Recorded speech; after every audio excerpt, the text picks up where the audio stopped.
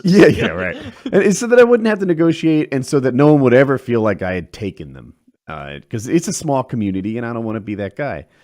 And now I'm like twisted up and stuff. Like Ed would have gotten $7,000 for it. Maybe I'm being dumb, throwing away money. Whereas I walked away thinking I gave a good deal to a guy who could appreciate it. And you got your small community thing though. And it's a This veteran, is a paramotor right? flown by Active me, duty. a And famous I know that- YouTuber. I know you don't think much of That's not true. veterans in that. What do you call them? Scum? I'm kidding.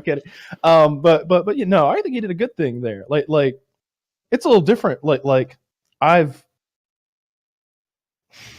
you know, I fucked some people over the you know, a lady came in and we sat down before she even got to go on the lot, and you know, what are you looking for? Do you want? And she knew what kind of car, and I don't remember what it was, but let's just say she wanted a 2004 Corolla. So like, you know, we've got 3 of them, and this one's a 2002, this one's a 2003, and this is a 2004, and I pull all 3 of them up to the door, but before I do it, I change the prices on all of them. I make them all $3,000 more expensive. So we go out there, and I'm like, you know what? This is this one. This is that one. This is this one. These are the differences. This is why they're about $1,000 more for each one. I'll tell you what I'll do. I'm in a hurry today. If you want to buy a car today, cha-cha, $3,000 discount across the board. What do you say? And she's just like, holy shit, you're just gonna rip $3,000 off? I was like, if we can do it right now, I gotta get out of here. I got a plane to catch. And I'm not going any fucking where. I got to go to the LA Swindlers Convention. but to his point, like, she was so happy with the deal she was getting and the quality of. She thought she just gotten a great deal, so she was very happy about everything. She loved me this whole way through. She's just like, this young man right here has it. He is a treasure. You know, she's just tickled pink, and she's paid the sticker price. And we had a code built into our sticker prices where the last number in the price, let's say it's 19,991, it's going to be 991, 992, 993, or 994. And that last number is letting me know how much this car has been discounted. It probably came in and we put like $5,000 profit on it, or $4,000. And every time they discount the second number in the price, which is $1,000 off the price, they change the last number too, to give the salesman an idea of how many times it's been discounted. I know we've got at least $3,000 on the front end of each one of these cars, 3 or 4. So I'm doing pretty fucking well already. So, you know, she's paying $3,000 to $4,000 profit on the front end, but she thinks she just got $3,000 taken off. You know, it kind of put that lady together a little bit. And then there was another lady. You knocked her head off. I knocked her head off. Does knock your head off mean take advantage of someone? No, not take advantage. Make a ton of profit. It means I did my job well that day. Seems to mean both. Potato. But it's sales, you know, I'm not going to judge. I sold a lady a new Focus one time, and I got the sales sheet, and I sat down, and I started. Sometimes I get ahead of myself, and I would just see what I could do, because I feel like you can always ask forgiveness later. You can always say there was a mistake, or, oh, well, that's not supposed to say that, or, you know, they expect the price to be a little iffy. So I just blacked out what my manager wrote, and I told her that it was an extra $2,000 as we sat down, and she agreed to it, and it was a new Focus. And I go back up there with a signature. My manager's like, did you just sell a Ford Focus at a premium? Did you just sell a Ford Focus for $2,000 over sticker price? I was like, I sold permaplate too. Which is this bullshit fabric. And what is permaplate?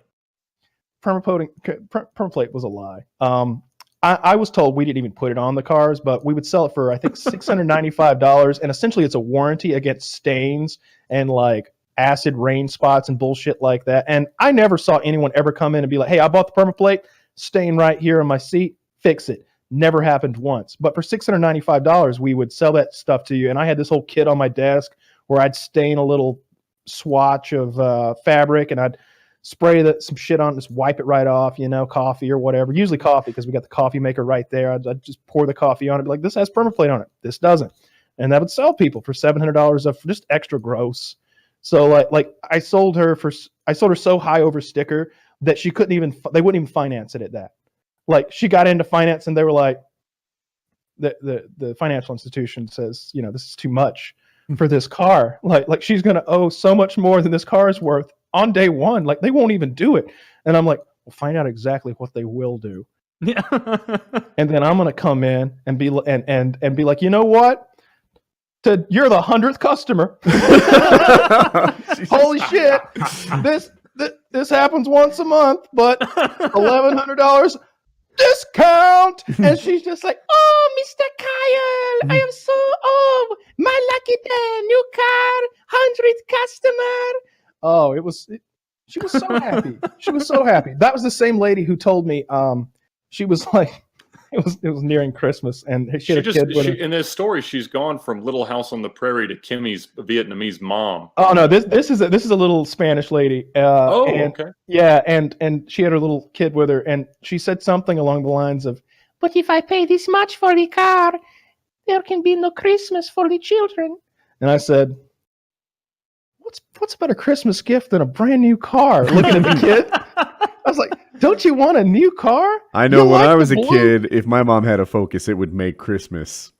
Yeah. I was like, we talked about that Ford safety sensing system, didn't we? It's going to weigh little Javier and make sure those airbags come out just the right speed. Don't forget, you want to keep his little noggins. And yes, But Mama, I wanted the Super Soaker this year. shut up, Javier. I gave you candy. Javier was sold, though. You know, it went well. That was one of my favorite moments. Just couldn't. My manager's face when I sold that, and I did that also on like the most undesirable car of all time. The it was the Ford CrossFit? 500. It was like a freestyle, I think. It was the 500 wagon, essentially. It was on like this Volvo chassis that was like lumbering, and it was hideous. It was in this green color too, like this pea green puke. Rare color. It was It was awful. It was awful. And this British guy came in, and I must have Racing color of the UK. Hello, sir. This seems to compliment my teeth. Jesus Christ. And like I would always get real hyped up when I sold cars. I would drink a lot. I was drinking a lot of Red Bull. I would go to the gas station. I'd buy 4 Red Bulls, and I would take like those giant like 40-ounce cups they have, and I'd dump them all in there, and I'd chug it down, and I'd start my day. I wanted to be wired because the guy who trained me was like that. He was this very high energy black guy, and he was loud and boisterous. And he's like, "We're going to do a car deal today." It was a show and a dance. And I tried to emulate that as like a 19-year-old white boy. And so I did. And so I'm just, when this guy expressed interest in this disgusting car that we all hated and knew was going to be discontinued at any moment, I was like, well, you better snatch this thing up, sir. You better snatch it up quick, because this thing car right here, especially in this color, the lime vomit green color. Oh, it is desirable. I've had 3 calls today. People, I got appointments all weekend. We really need to get this thing wrapped up this week. And he's like, well, I guess I should head on over to the credit union and get a check forthwith. And he does. And I was like, well, we need to work out a price before you can go get your credit union check, you know? And I did the same thing. I bumped the price $2,000, just scribbled it out and wrote it and sold a Ford's most disgusting car of all time, perhaps, at a premium. And I just remember my manager being like, you fucked up for this one. I would never do no shit like this to somebody. You fucked up for this one. I sign off on it. But finance ain't gonna do it. I'm like, he's got a credit union. He's like, oh fuck. All right. I'm signing off on it. My hands are washed. So Ed, do you get fools like that? You're selling exotic cars. I imagine you have clients with expertise coming in, no? Some do, yeah, sure. But like, for instance, you talk about how much a bank will finance on a car. A lot of times, banks in general will finance about 110% of MSRP. And so they're planning on some taxes, maybe a little bit of negative equity, maybe some, perma-stain junk, put on there. And then they kind of know they're playing ball with the dealers. And as long as nobody tries to sell a car rather immediately, owing 110% of MSRP is a bad idea, but not something that, could not be overcome if they own the car 2-3 years and they come try to trade. Mm-hmm. However, if there is a gigantic rebate on the car, especially early on before they figure out that's a big liability they've got, it can be a massive problem. So we set the Cannonball record in October of 13.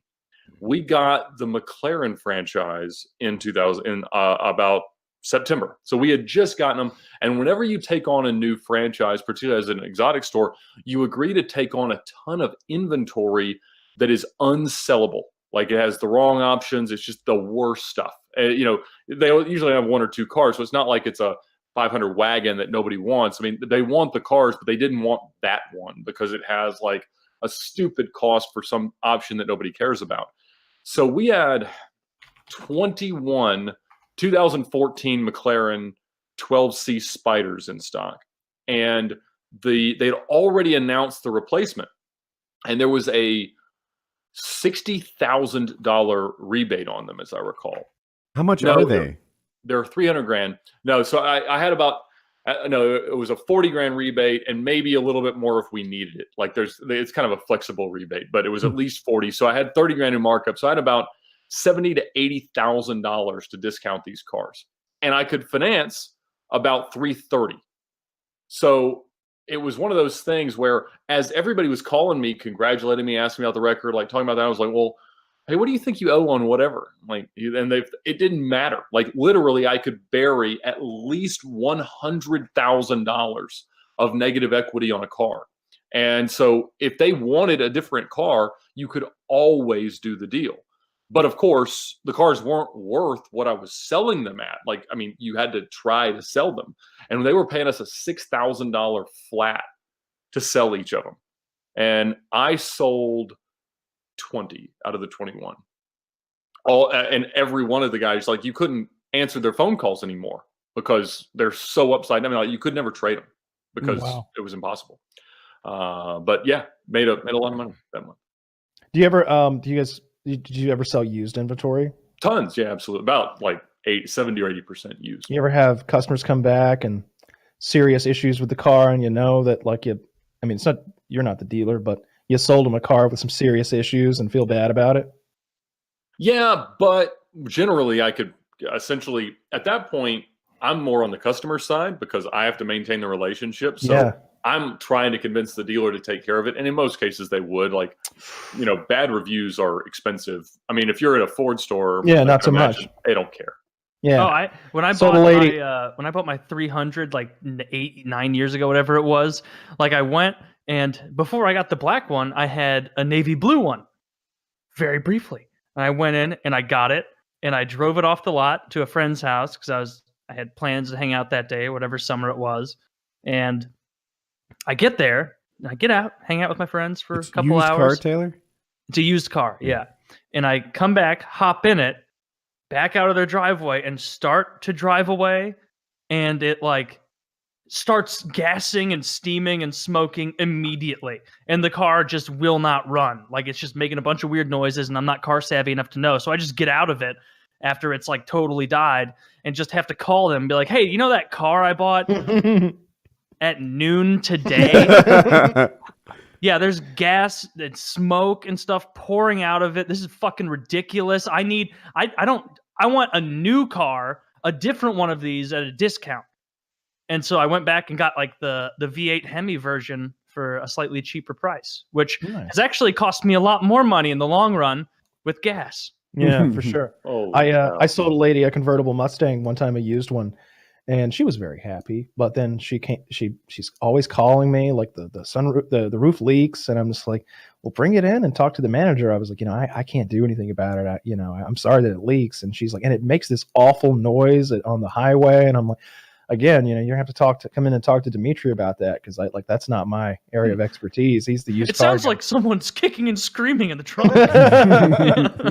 She comes in and I'm like, Dimitri, the lady with the Mustang's here, the one that the leaky sunroof and the one that makes the noise. And he comes over and she's like, yeah, whenever I get above 80 on the highway, it just makes this awful noise. And he goes, ma'am, speed limit is 70 miles per hour.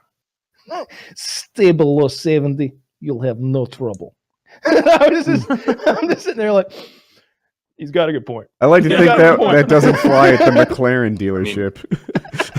Well, so we had as carbon ceramic brakes have become standard equipment on so many cars, carbon ceramic brakes squeak really badly if you don't use them up to temperature. So if you just drive it like a normal car and not like a race car, it can be extremely loud when you try to brake. And the only way to fix it is to go really fast and brake really hard. And so we would sell these guys these cars, and a week later they come in and they're like, especially on Ferrari Californias for some reason, because people buy them to drive them more like Mercedes or BMWs. And so they would bring them back in and say, oh, the brakes squeak so bad. I feel like I need them. And literally every time they just throw me the keys, and I would be like, distract this dude for a little bit. And I would go out and do our test drive lap and just run it up to 150 miles an hour. And you can't stomp on the brakes. You have to very aggressively and firmly apply them. And you don't need to stop all the way, but if you just brake down to like 50 and then accelerate back up and then brake hard down to 50, it'll scuff off the top of the pad and it'll work just fine. That sounds like a good time. Is it a good time or does that wear out? No, because you kind of like at that point, like if you get pulled over going 150 miles an hour, doing your standard procedure of doing, like, they didn't care. It was not a big deal. Like, if you asked me to do that, that might be the coolest thing I do this month, right? but if you do it a lot, like it's work, right? It's the job. Yeah, absolutely, yeah. And I mean, we still had to sell cars that were like in weird situations. Like we had one guy, McLaren's. There's about a 100% chance that they will break in the first week that someone owns one. And we had a guy who complained enough that we ended up essentially creating a deal where he got a different new one. We didn't really lemon law the car, but it had enough issues that we just let him have another one. But he put like 300 miles on it, but the warranty was started. They call that being punched. And so it was kind of punched as a demo in inventory for a little while. But I sold it to this guy who, for tax purposes, like had to buy an untitled car. And I had been told by the general manager that did the deal to get the car back that it had not been titled. It was still absolutely a brand new car. But what had happened was they had titled it initially in another state. And he had made our title clerk contact that state on a daily basis, pull the title out, and essentially rip up the new title that was made so that it could stay new and he wouldn't have to sell it as a used car, which is like super illegal. And I sell the car in good faith saying, look, I've been told by the person who did the deal that it is absolutely a new car. And in his head it was, but since that title was created and printed not in 1948, but in 2014 or 15, it absolutely showed up. So this guy starts to find some issues with his car and he decides to pull a Carfax on it. And it shows like a title issued in another state at a lower mileage, and he freaks out. And I tell him, like, look, there's only two possible explanations for this. I said, the first is that we are the most dishonest people that have ever walked the earth.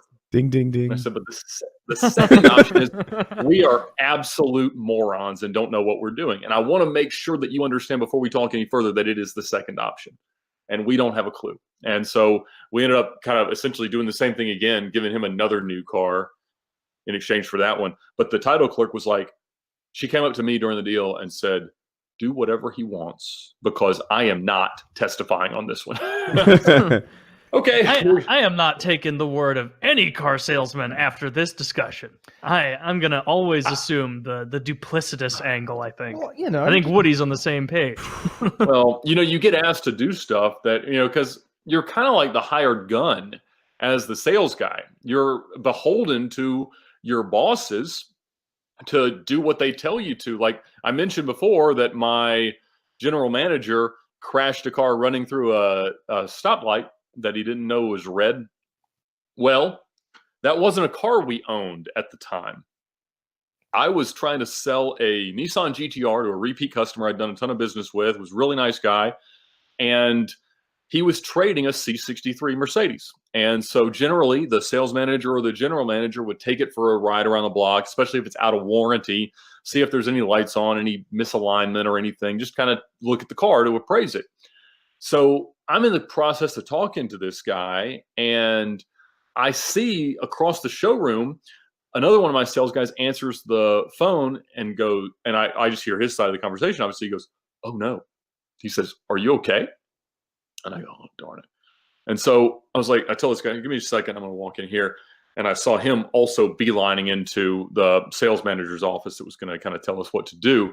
And he says, all right, so-and-so just crashed the car. It is 100% totaled. He's going to be in an ambulance on the way to the hospital.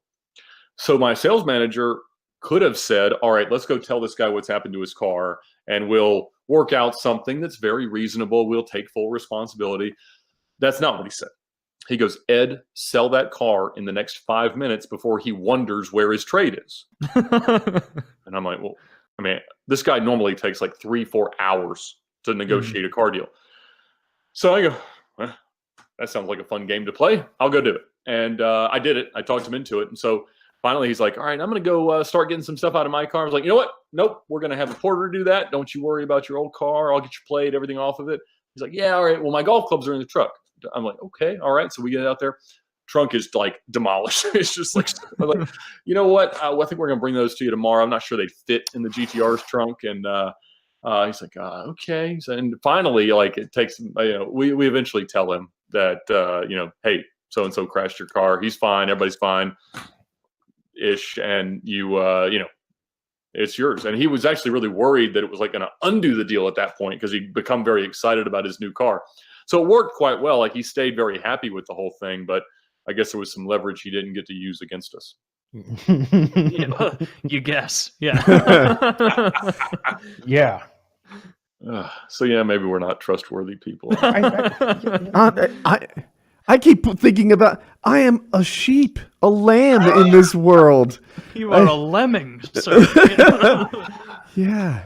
Following the likes of Kyle and Ed off the price cliff. You're selling a product, right? You're selling a product. The sticker price is there. It's not like we're going above. Well, no. I'm like, from a sales perspective, I've got a lot of respect for this. This is really intense stuff. But you always hear this stuff about car salesmen and the whole industry of car sales, and then to hear it firsthand, it's like, oh wow, like a lot of those aren't myths. Oh. It's mostly like the ever used cars though, unless the person's really dumb, because used cars, they don't know what you took the car in on. You may have bamboozled the person who traded that car in.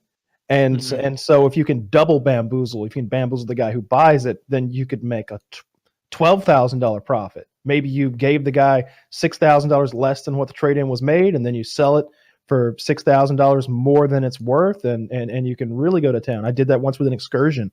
Like when I took it down on trade, I was like, man, look at the gas prices out there. This was like 2005. Gas was maybe close to $4 a gallon in Atlanta. It was like, look at the gas prices. This thing, you got a V10 Excursion here. That's not even the desirable one. Just really downselling the thing. But then when I go to sell it, this is a premier vehicle. You got the V10. All right, that's the good one. It's the biggest number. It's more V's than anything else. Yeah, this is literally the most SUV. V's you could get. This is literally the largest SUV ever made by a man. All right, they're discontinued. That's how big they are. You can fit a smart car in the back hatch of this truck. Okay, these are so popular. They're discontinuing them. And that was all true. This green Ford that I think you linked, that's Kyle. Yeah. That is horrific. That's the one. The Griswolds would buy this thing. That looks like a very British car to drive for a Ford, though. He loved it. He loved it so much. Yeah. He came back and bought another car from me after that. He was so pleased. He brought his wife. Like they loved me to death. And I had a good sales pitch for that car, like just talking about the Volvo chassis and comparing Ford to Volvo for some reason as far as safety, just drawing a parallel there, and I've gone through my bullshit like walk around speech, that I did on every single car that was identical in every. This one comes with the Kevlar belts. Yeah, these fan belts are made out of Kevlar, the same stuff that make bullet. They are all made out of Kevlar. You could probably tell people that the windows on their car are bulletproof. Right. How are they going to test it? How are they going to know? If someone tries to shoot them while they're in there, problem solved. Ostensibly, because it's not bulletproof. Yep, exactly. I just want to hear how badly I screwed up. All right. Last year, I bought a Ford F-150. It's a nice one. It's the platinum, right? So it's like the second highest level. And say it again? Gangsta. Oh yeah, okay. So I don't know how much to pay for it. I don't like, it's not my area of expertise. I don't know. So I pull up Edmunds and it says like what people are paying for it. And I'm like, all right, so this is it. I punch in all the items. It says number is what a good deal is. And they make it. And then I get like $2,000 off of that because there's like some rebates and stuff. Lamb dealing with wolves did okay. Somewhere in between. Yeah, no, I mean, if you're below because those are usually consumer reported values saying like, this is what I was able to negotiate. A lot of them actually do a tremendous amount of work in dollars that don't matter because they're going to own the car for forever.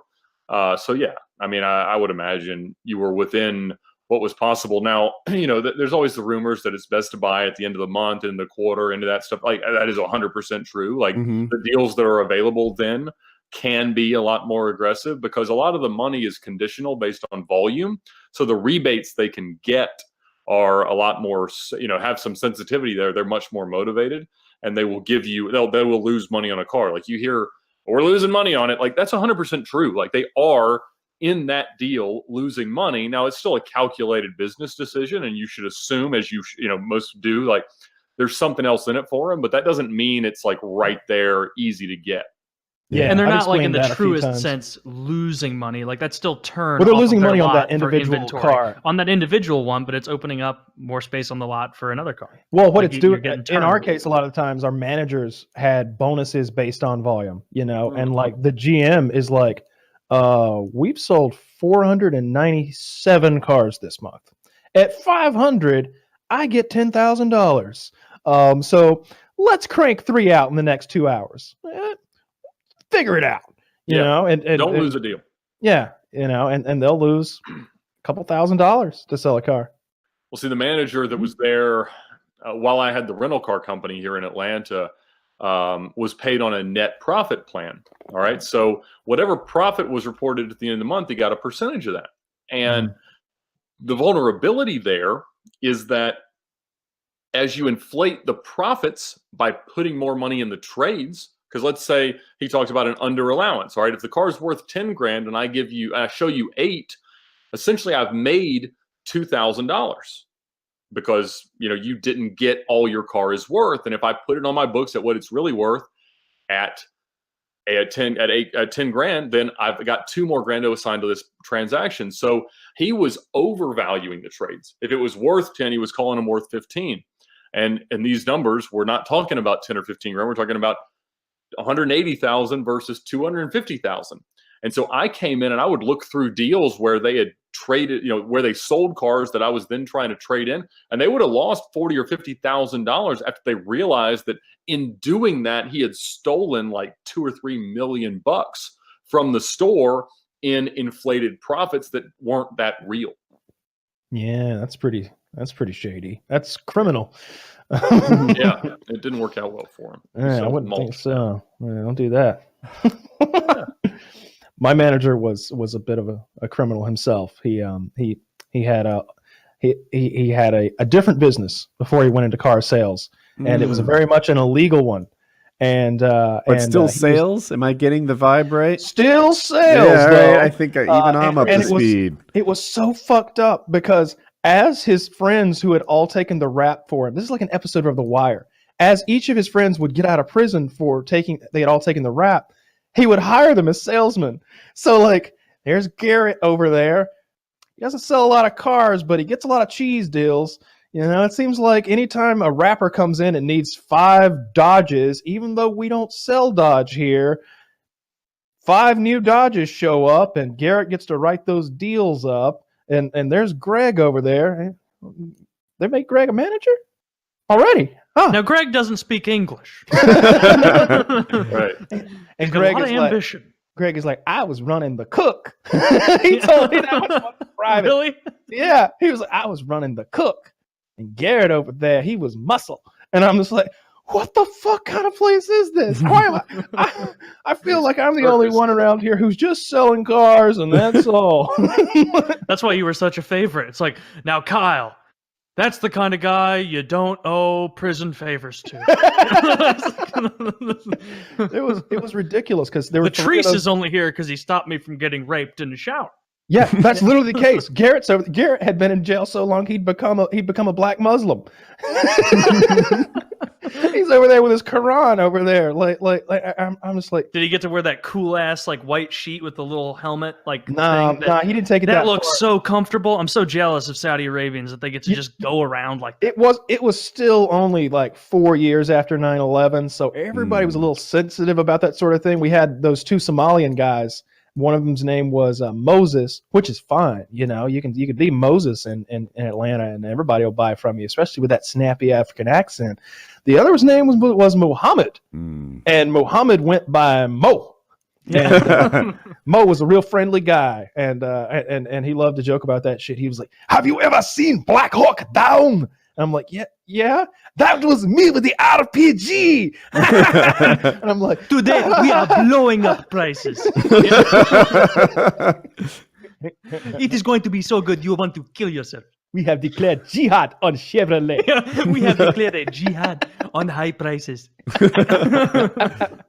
We are slashing them. Jesus Christ. We are cutting the clit off of our profit margin. We have genital. How do you top cutting the clit off the profit margin? I think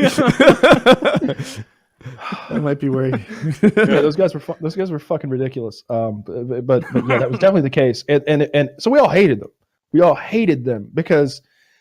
And 1 month they had it in that they were going to make Garrett Salesman of the Month, which was a big deal.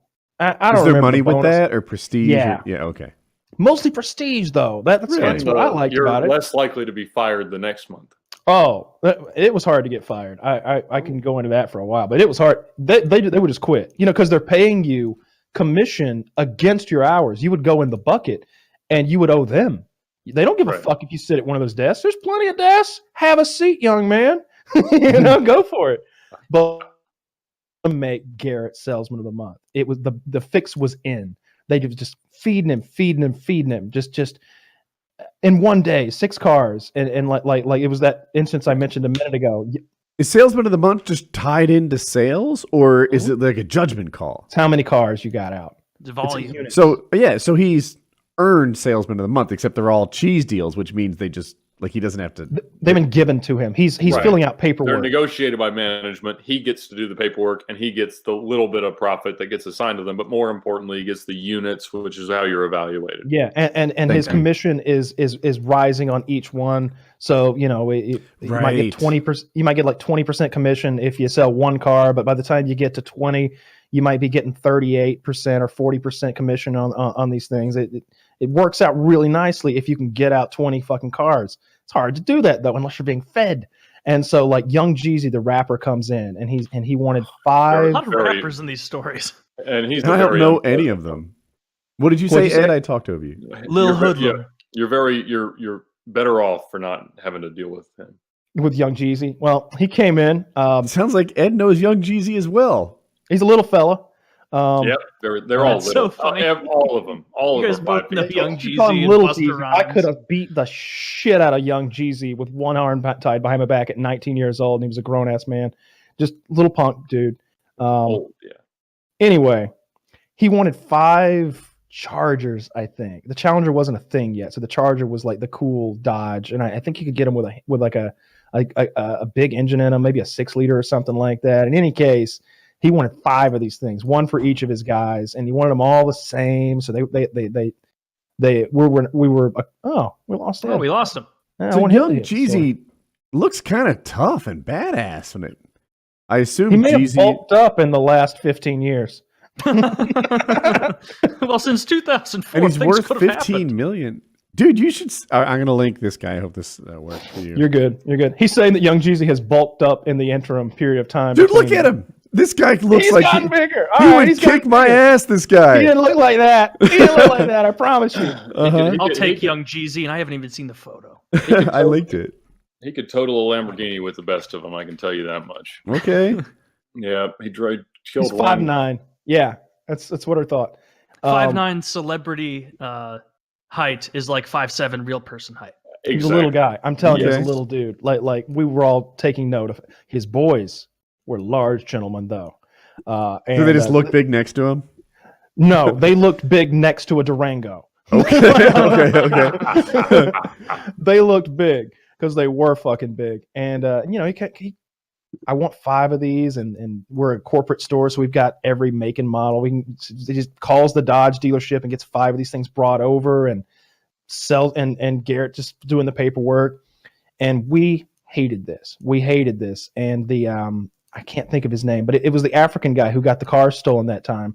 He had the most cars. He maybe had 18. I maybe had 13, and Garrett had like, I don't know, 19 or something. It was like neck and neck.